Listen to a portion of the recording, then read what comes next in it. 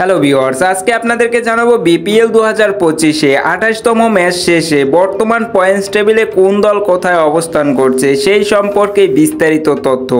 BPL 2025-এ আপনি কোন দলের সাপোর্টার কমেন্ট করে জানিয়ে দিন এবং বিপিএল এর আপডেট পেতে চ্যানেলটিকে সাবস্ক্রাইব করে রাখুন।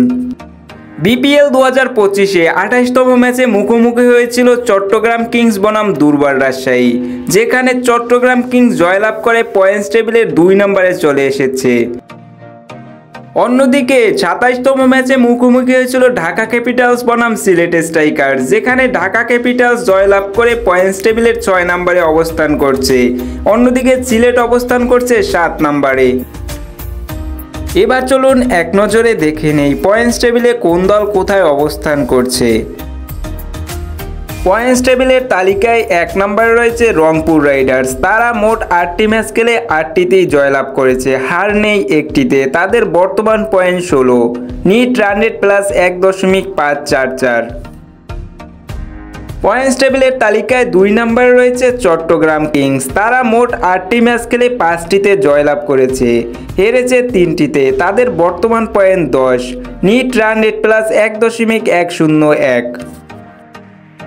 পয়েন্টস টেবিলের তালিকায় 3 নম্বরে অবস্থান করছে ফরচুন বরিশাল। তারা মোট 7টি ম্যাচ খেলে 5টিতে জয়লাভ করেছে, হার 2টিতে। তাদের বর্তমান point 10, NEET run rate plus 1.101। 4 নম্বরে অবস্থান করছে খুলনা টাইগার্স। তারা মোট 7টি ম্যাচ খেলে 3টিতে জয়লাভ করেছে, হেরেছে 4টিতে। তাদের বর্তমান point 6, NEET run rate -0.179। Points টেবিলের তালিকায় 5 নম্বরে রয়েছে দুর্বার রাজশাহী। তারা মোট 9 ম্যাচ খেলে 3টিতে জয়লাভ করেছে এবং হেরেছে 6টিতে।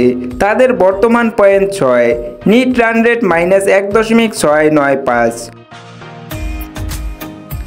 6 নম্বরে অবস্থান করছে ঢাকা ক্যাপিটালস। তারা মোট 9টি ম্যাচ খেলে 2টিতে জয়লাভ করেছে, হেরেছে 7টিতে। তাদের বর্তমান পয়েন্ট 4, নিট রান রেট -0.279।